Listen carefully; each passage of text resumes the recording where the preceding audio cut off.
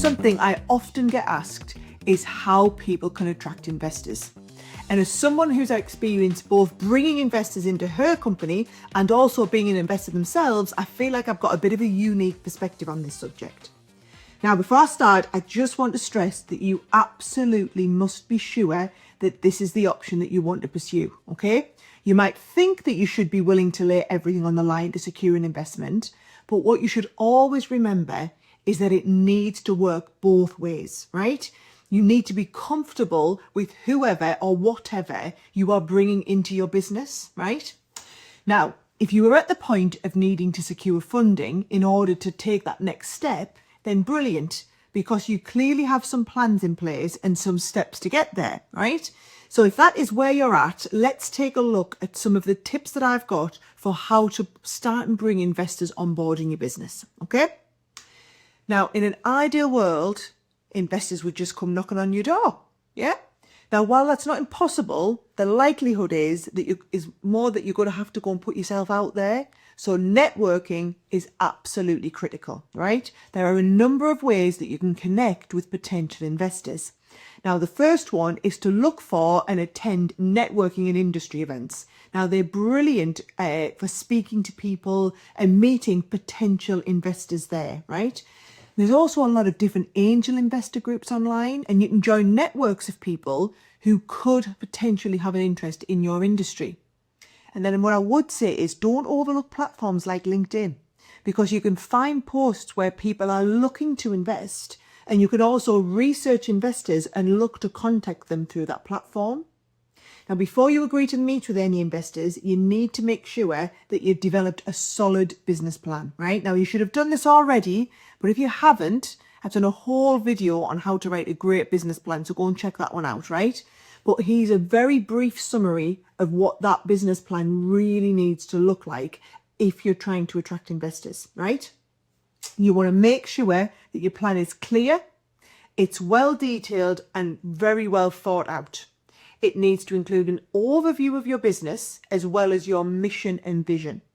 Now, next, get some good market research, including information on your target market, your competitors, and what the customer needs are. Go through your business model and how you plan on making money. So cover your pricing strategy and revenue streams. And then you want to go over your product or service overview with a full description of what you're offering, okay? Now, I want you to detail your go-to-market strategy and how you're going to find and retain customers. And then, of course, you must have all your financial projections with income, expenses, and profits for the next few years. Then, if you've got any key team members, pop an overview of them in as well.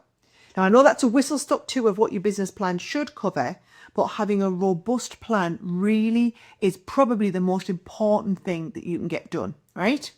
Then, we're on to the pitch deck. Now, if you're looking for an investment, a pitch deck is an absolute must, right? It's basically a visual presentation of your business plan and your vision, but in a really engaging way, right? This is your opportunity to add any additional information. So it should have things like the size and growth potential of your market, any progress you've made, such as partnerships, big sales, and then, of course, the amount of funding that you will need and how you plan to spend it. Right? Another thing you should consider when trying to attract investors is whether your online presence is up to scratch, right?